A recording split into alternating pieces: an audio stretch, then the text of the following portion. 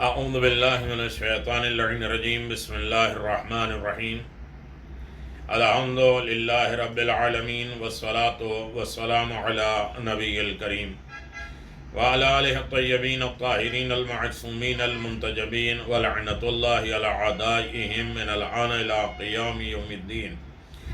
آمین یا رب العالمین. اما بعد فقد قال اللہ تبارک و تعالی فی قرآن مجید بسم اللہ الرحمن الرحیم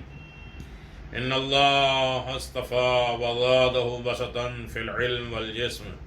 ان اللہ وملائکته یصلون علی النبی یا ایھا الذین آمنوا صلوا علیہ وسلموا تسلیما الذین یؤذون اللہ ورسولہ لعنهم اللہ فی الدنیا والآخرہ وعد لهم عذابا مہینا. صدق اللہ العلی العظیم وصدق رسولہ النبی الکریم. سامعین گرامی قدر، دین کی جڑیں اور شاخ، اصول دین اور فروع دین کے سلسلے میں گفتگو جاری ہے. یہ ہماری 56 نمبر کی گفتگو ہے، جس میں توحید الہی، عدل پروردگار اور نبوت اور اس کے بعد اب قیامت پہ گفتگو جاری ہے.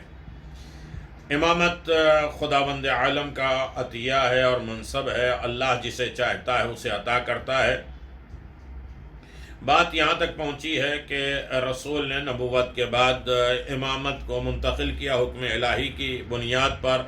اور جسے اللہ چاہتا ہے اسے امام بناتا ہے. رسول بھی اپنی مرضی سے نہیں بلکہ حکم الہی کا اعلان کر سکتی ہے نبوت، ورنہ امام بھی نبوت کی طرح خدا ہی کا انتخاب ہے. حدیث منزلت اور حدیث یوم الدار، بڑے بڑے اہل سنت مفسرین حضرات نے سورہ اعراف کی آیت نمبر 142 کے ذیل میں اس مشہور حدیث منزلت کو نقل کیا ہے. اور یاد رہے کہ سورہ اعراف کی آیت 142 میں حضرت موسیٰ کے 40 راتوں کے لیے کوہ طور پہ جانے اور ہارون ان کا جانشین ہونے کے بارے میں گفتگو کی گئی ہے. حدیث منزلت کا واقعہ یوں ہے کہ پیغمبر اسلام کو خبر دی گئی کہ مشرقی روم کے بادشاہ نے حجاز، مکہ، مدینے پر حملے کے لیے ایک بہت بڑا لشکر تیار کیا ہے، تاکہ اس اسلامی انقلاب کو، جو کہ انسانیت کی فلاح اور حصول آزادی کی ایک مخصوص پروگرام کے ساتھ واقع ہوا تھا، اپنی مملکت کی سرحدوں میں داخل ہونے سے پہلے ہی ختم کر دے. آپ نے اس بڑے لشکر کا مقابلہ کرنے کے لیے سرحدی مقام تبوک، جو کہ جزیرہ نما عرب کے شمال میں شرقی روم کے بادشاہ کی سلطنت کے سرحد پر واقع تھا، کہ میدان میں جانے کا فیصلہ کیا اور حضرت علی ابن ابی طالب کو مدینے میں اپنے جانشین کے طور پر رکنے کا حکم فرمایا. اس موقع پر حضرت علی ابن ابی طالب نے آپ سے عرض کیا، آپ مجھے عورتوں اور بچوں کے درمیان چھوڑ دیں گے اور اس بات کی اجازت نہیں دیں گے کہ آپ کے ساتھ میدان میں جہاد کے لیے جاؤں اور اس عظیم افتخار کو حاصل کر دوں. پیغمبر اسلام نے فرمایا، اترضى ان تكون مني بمنزل هارون من موسى الا انه لا نبی بعدی، کہ آپ اس بات پر راضی نہیں ہیں کہ آپ کو مجھ سے وہی نسبت ہے جو ہارون کو موسیٰ علیہ السلام سے تھی، مگر یہ کہ میرے بعد سلسلہ نبوت ختم ہونے والا ہے. مذکورہ حدیث اہل سنت کے مشہور ترین حدیث کے کتابوں مثل صحیح بخاری، صحیح مسلم میں نقل ہوئی ہے. صحیح بخاری میں اس حدیث کا مکمل متن ذکر کیا گیا ہے، جبکہ صحیح مسلم میں ایک مرتبہ مکمل متن، جبکہ دوسری مرتبہ صرف اس جملے پر انت منی بمنزلۃ ہارون من موسیٰ الا انہ لا نبی بعدی کو ایک کلی اور عام کلمے کی صورت میں نقل کیا گیا ہے. اس کے علاوہ یہ حدیث اہل سنت کی بہت سی کتب، مثلا سنن ابن ماجہ، سنن ترمذی، مسند احمد، بہت سی کتابوں میں نقل ہوئی ہے، جبکہ 20 افراد کے جن میں جابر ابن عبداللہ انصاری، ابو سعید خدری، عبداللہ ابن مسعود، یہاں تک کہ معاویہ وغیرہ شامل ہیں اس حدیث کی روایت کرنے میں. تاریخ بغداد میں ابو بکر بغدادی نے اس حدیث کو عمر خطاب سے یوں نقل کیا ہے کہ عمر ابن خطاب نے ایک شخص کو دیکھا کہ حضرت امیر المؤمنین کے خلاف بکواس کر رہا ہے۔ آپ صحیح بخاری جلد نمبر 6 صفحہ نمبر 3، صحیح مسلم جلد نمبر 1 صفحہ نمبر 44 اور جلد نمبر 4 صفحہ نمبر 187 میں ہے۔ جب امیر المؤمنین کے خلاف وہ بکواس کر رہا تھا تو حضرت عمر نے اس سے کہا کہ تم مجھے منافق معلوم ہوتے ہو، کیونکہ میں نے پیغمبر سے سنا ہے انما علی منی بمنزلۃ ہارون من موسیٰ الا انہ لا نبی بعدی۔ یہ حضرت عمر نے کہا ہے کہ میں نے خود رسول خدا سے سنا ہے، علی کی میری اس ساتھ نسبت ویسی ہے جیسے ہارون کی موسیٰ سے تھی، مگر یہ کہ میرے بعد کوئی دوسرا نبی نہیں ہے۔ یہاں پر اس بات کا تذکرہ ضرور ہے کہ معتبر ترین اسلامی ماخذ کے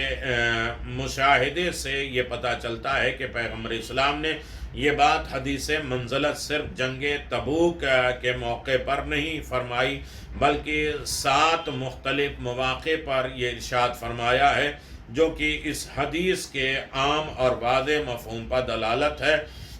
اور 7 مواقع درج ذیل ہیں۔ پہلی اخوت کے دن، یعنی مکے میں جب پیغمبر اسلام نے دونوں لوگوں کے درمیان اخوت بھائی چارگی کا رشتہ قائم کیا، تو اس وقت اس عہد و پیمان میں علی کو اپنے بھائی کے طور پر منتخب فرماتے ہوئے یہی جملہ ارشاد فرمایا تھا کہ تم میرے نزدیک ایسے ہی جیسے موسیٰ ہارون کے لئے۔ دوسرے نمبر اخوت کے دن جب مہاجرین اور انصار کے درمیان مدینے میں اخوت کا عہد و پیمان انجام پایا، تو دوبارہ آپ نے حضرت علی کا انتخاب اپنے بھائی کے طور پہ فرمایا اور یہی جملہ کہا کہ موسیٰ اور ہمارے نزدیک تمہارا مقام وہی ہے جو موسیٰ اور ہارون کا ہے۔ حدیث منزلت کو بیان فرمایا۔ نمبر 3 جب مسجد نبوی میں کھلنے والے لوگوں کے دروازے آپ نے بند کرا دیا حکم خدا سے، تو صرف حضرت علی کے گھر کے دروازے کھلے رکھے، تو اس موقع پر بھی آپ نے یہ اعلان فرمایا۔ نمبر 4، 5، 6 غزوہ تبوک، 3 دوسرے موقع پر جنگی اسناد اہل بیت کے اہل سنت کی کتابوں میں موجود ہے کہ آپ نے یہی حدیث منزلت تبوک میں بھی اور دوسرے مواقع پر بیان فرمایا۔ لہذا حدیث منزلت کی تردید نہ تو سند کے اعتبار سے کی جا سکتی ہے، نہ ہی عام مفہوم کے اعتبار سے۔ حدیث منزلت کا موضوع اگر اپنی ذاتی نظریات اور خیالات سے قطع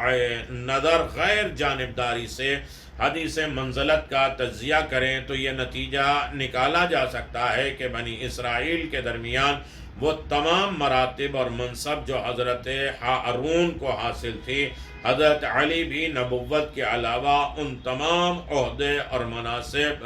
منصب کے حامل تھے، کیونکہ حدیث میں نبوت کے نہ ہونے کی قید اور شرط کے علاوہ اور کوئی قید موجود نہیں ہے۔ لہذا ہم یہ نتیجہ نکال سکتے ہیں کہ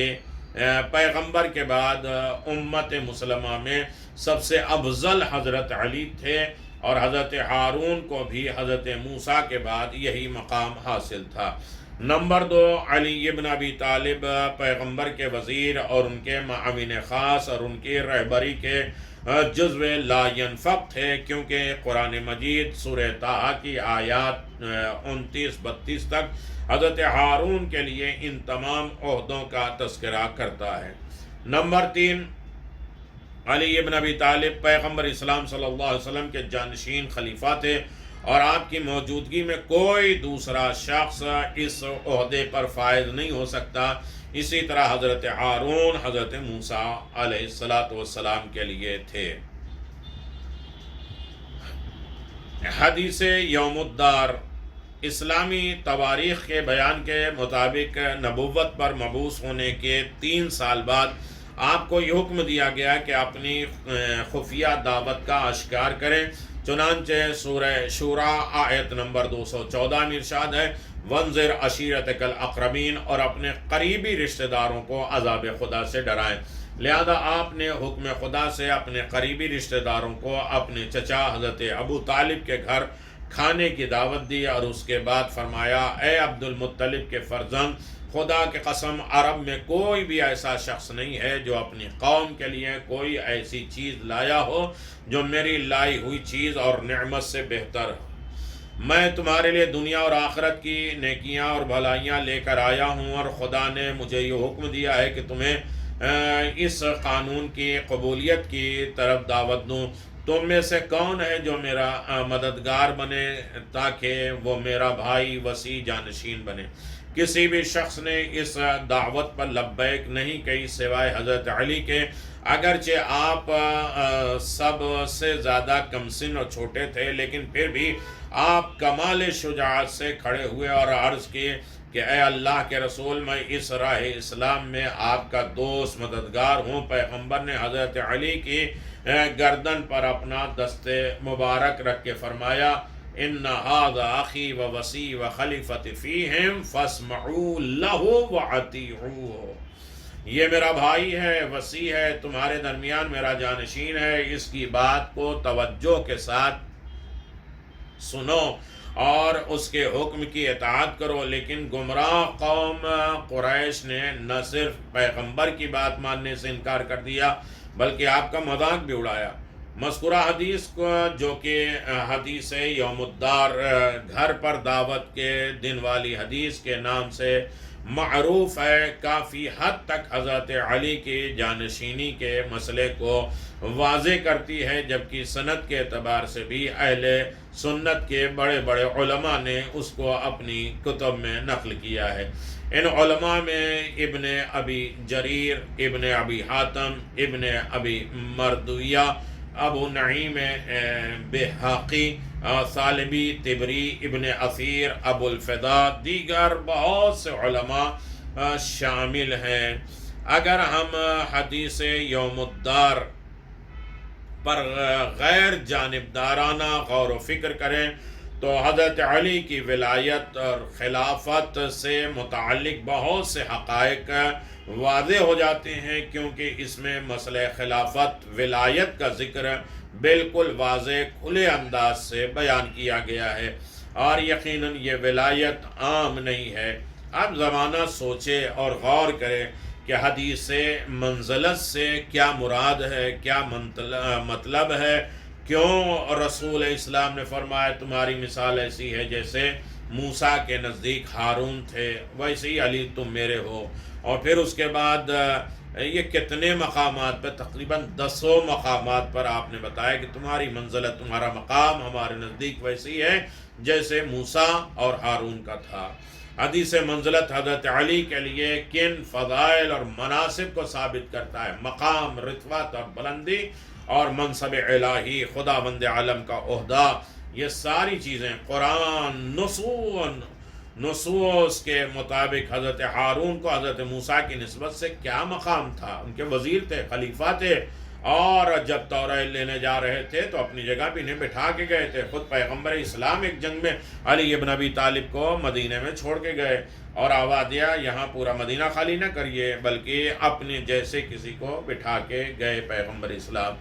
حدیث منزلت کو بہت سے علماء اہل سنت کی کتابوں میں علماء نے نقل کیا ہے۔ حدیث یوم الدار اس کا معنی اور مفہوم ذوالعشیرہ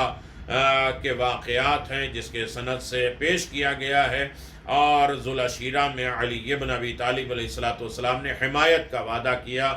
اور علی ابن ابی طالب علیہ السلام نے اعلان فرمایا میں آپ کی نبوت کی گواہی دیتا ہوں، آپ کے ناصر اور مددگار بنوں گا۔ پیغمبر اسلام صلی اللہ علیہ وسلم نے فرمایا کہ میں آپ علی تم میرے جانشین خلیفہ ہو اور میرے بعد قوم کے رہبر اور قائد ہو۔ یہ سند اس کے ذریعے حاصل ہے، نتیجہ یقیناً بہت عالی ہے، جس کے ضمن میں خود رسول خدا صلی اللہ علیہ وسلم نے امیر المؤمنین علی ابن ابی طالب علیہ السلام کا مقام اور رفعت اور بلندی کو دنیا کے سامنے واضح کیا اور بیان فرمایا کہ حدیث منزلت اور حدیث الدار یہ دونوں علی ابن ابی طالب کے متعلق ہیں، اور علی ابن ابی طالب ہی خدا کے اس منصب اور اس عہدے کے حقدار ہیں جو اللہ تبارک و تعالی ولایت کے ضمن میں دیتا ہے، اور اسے نبی بیان کرتے ہیں، اور نبی کا کام ہے پہنچانا، اور نبی